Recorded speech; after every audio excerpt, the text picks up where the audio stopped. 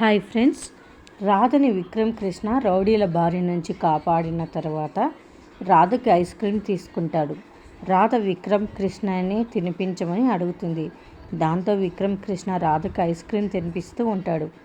రాధ చాలా హ్యాపీగా ఫీల్ అయ్యి ఐస్ క్రీమ్ తింటూ ఉంటుంది. ఇదంతా చూసిన భవానీ శంకర్ దమయంతికి ఫోన్ చేస్తాడు. ఆ విక్రమ్ కృష్ణ గాడు రాధకి ఐస్ క్రీమ్ తినిపిస్తున్నాడమ్మా. ఆ విక్రమ్ కృష్ణకి రాధకి విడదీయలేని ప్రేమ ఉందమ్మా. నువ్వు లేక నేను లేను అన్నంత ప్రేమ కూడా ఉందమ్మా అని చెప్తాడు. అది విన్న దమయంతి కోపంగా ఉంటుంది. ఇంకా